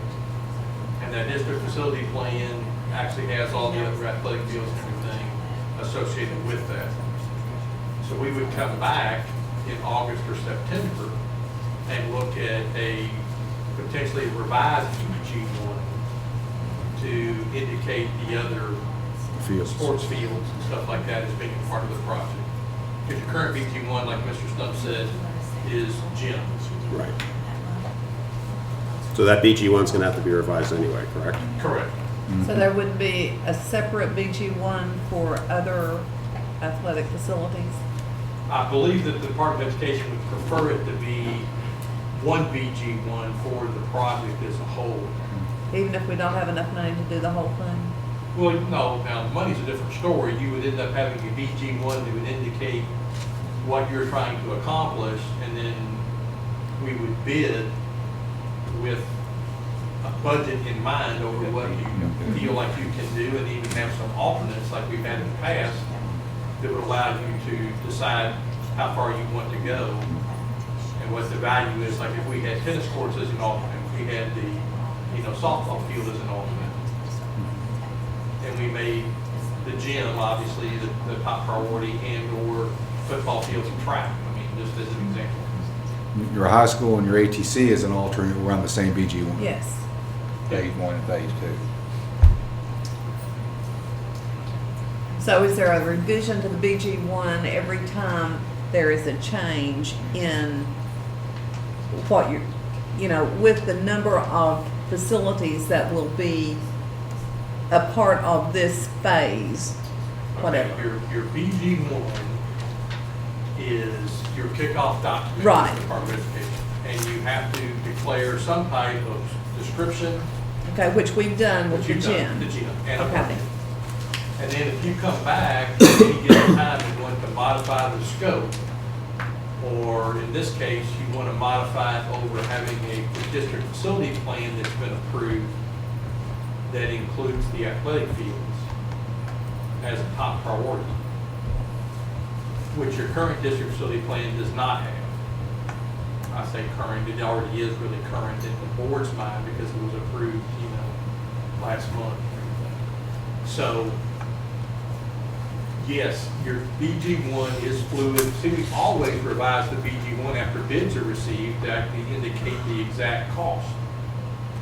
I mean, no project has a BG1 that's not going to be revised at least once. We went Right, through but, probably 7 or 8. but aren't we looking at knowing that we're going to be doing several revisions when we add Project A, Project B, Project C, Project D?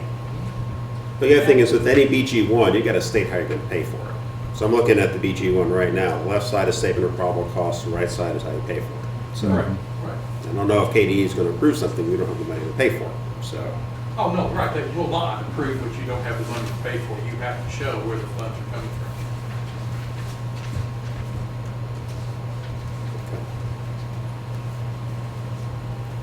So you have a BG1, and like Mr. Stumpf said, you have to have that for KDE to open a file to be able to hire an architect.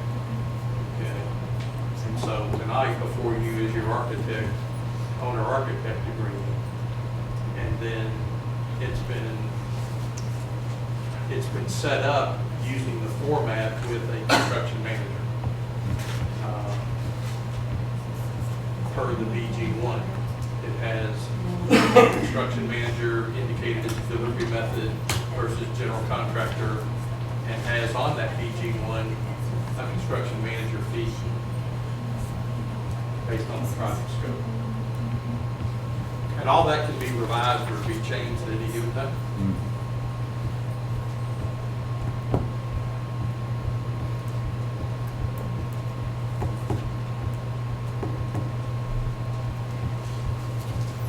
Okay, so are you saying that if all of it can be revised at any given time, does that mean if we start with the gym and a construction manager, if we decide when we go to a football field we revise the BG1 to add the football field and the softball field, then we could switch to general contractor?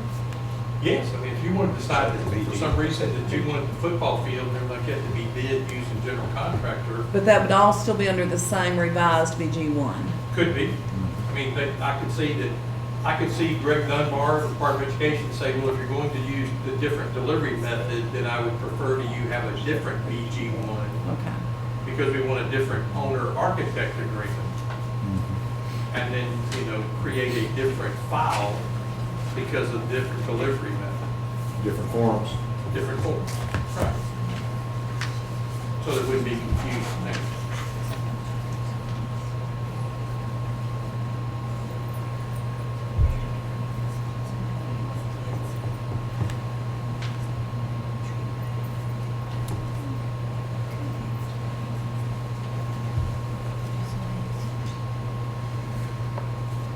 Is there a question about whether you want to have CN on this gym project? Is that the issue? no, I was just looking at that because Let's see. No, because I mean, the contract we're going to approve with you is CM, so. Correct, right. You know, I'm thinking if you've got a lengthy contract like that, you have to kill this one and then sign a new one. Right, If you because go with we the actually general contractor. submitted, so. you know, a contract a year ago that didn't have that when we first, you know, interviewed and were hired and everything. And so now we're trying to make this be the correct format. The other thing I'm looking at, actually, I'm looking at our document. BG1 is 2 pages. We approved 1 page of those 2 pages at last meeting. Both pages up. There's only 1 page in my document, in my thing, and I only signed 1 page, so. Well, you only signed the back page of the document. There's not a signature line for the first page. Whether you had the first page with the description that actually indicated it was, you know, for GRC. First page has the indications of it being on your facility plan and actually had the project description Right. paragraph at the bottom. I can see for revisions, just including the 2nd page, because the numbers and the dollar value is going to be what changes. But the first time we approved BG1, it should have been both pages. KDE got both pages. Are we ready to make a motion? Any other discussion?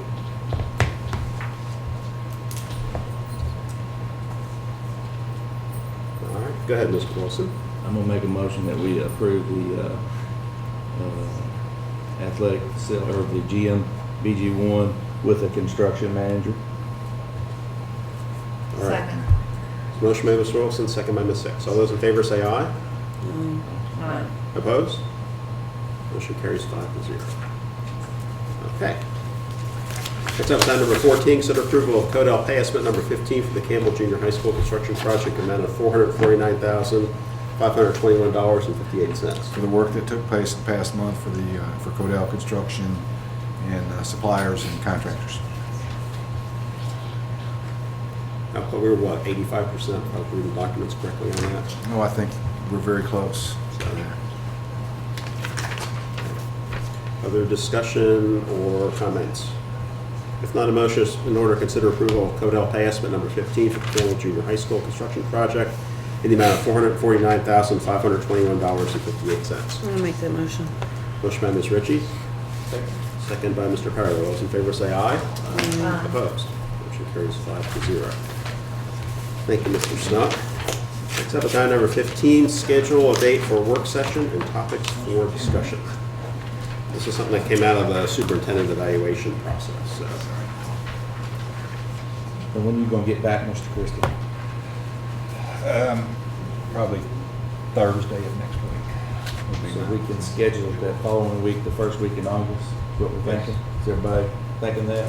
Ms. Ritchie, Ms. Hicks, Mr. Gordy? Mr. Gordy. Good day. What, when, what week? The first week of August, 1st to the 5th.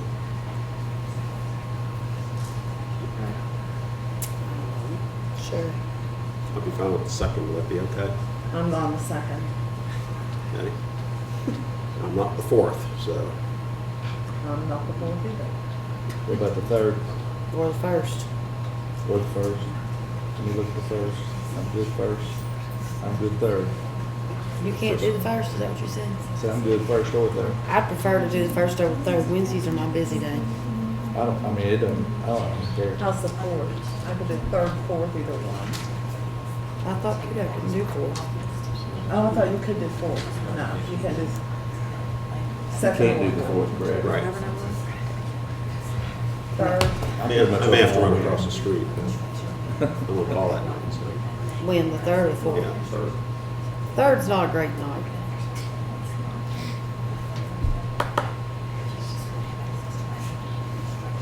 I can do the 5th. You want to do it Friday evening? I'm good Do I with need to that. come to this? I need to come to this meeting? I'm good with this. I'm retired, I'll This is supposed to be open discussion, huh? What about Saturday morning? No, you'll be here by yourself. I am not doing Saturday morning. I'll be here Saturday morning too. Well, you'll be here with Judy. The two of you all can work away. Now, who couldn't do the first? Arlene's unwilling to secretary. I can do the David. first, I'm okay. You okay with the first? I can probably make the first work. Well, can we make it later or earlier or whatever for you, Miss Hicks? Which one Later works? would be good. Well, Later fine works with you for give me. us a time. 8, That's does fine. 8 work? Yeah, eight's fine. 8, Let's do it. I can do 8. Let's do it That would be then. great, okay. I need to bring pizza. Yes. That was in the evaluation. Okay. How about topics for discussion?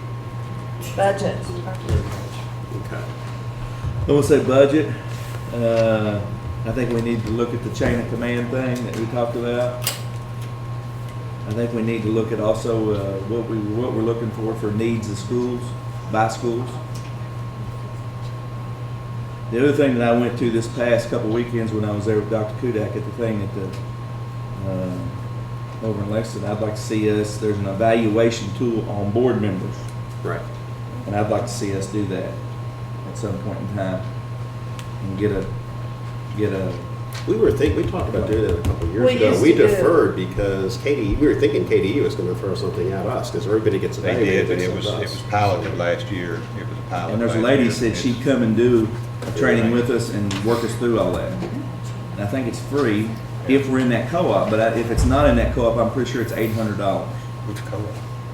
The one in Green River down there, and then the other one up around, I think, Ashland. Well, we're in Or no, the- OVAC. We're in OVAC. We have a contract with OVAC. That's Dr. Bob, so, I've got it written in my stuff. I didn't bring it with me tonight, I'm sorry, but all right, that's enough. Yeah. I wrote down some more stuff here. Start at 8 We o'clock. can start, we can do some other things too, so, but that's enough for one session, so. So let me put this in So my yeah, calendar. budget, chain of control, organizational structure, so organizational flow chart from central office in the district, the needs of schools, and board self-evaluations, plenty for one session. Yeah. Sounds good to me. Do you need me to come to this? Do we need to? I would say no. No. Okay. This is a work session, be an open meeting, but no action will be taken, so. Nor will any action be entertained, so. All right, and that's gonna be Monday, August the 1st, 8 PM. All right, let's see, does anyone wish to hear? Excuse me, Dr. Pitt. One thing too, I like when we do the session, I think we need to have a board. Dry race. Yeah, we write on, and we'll keep those, and I'd like to keep those as we go through this through the year. You could do one note on that. No, I'm not talking about, I'm talking about a board that's, got an easel and the big posters, you know. You can just do one note on that, that'll work. Oh, you can? Yeah. Take a picture. Does You it can keep save it as one note and Does send it it save to, it could be Yeah, emailed to sure, everybody. save. Oh, yeah. Oh, okay. Mike will be here that night. Help That us sounds do it. good.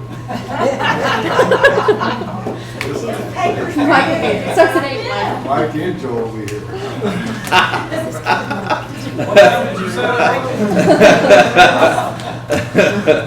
Monday, August 1st, 8 PM. Yeah, we're gonna need you, because we're gonna put one note to work, so.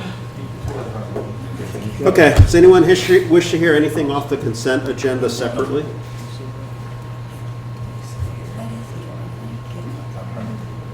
All right, if not, a motion is in order to approve or acknowledge the following items.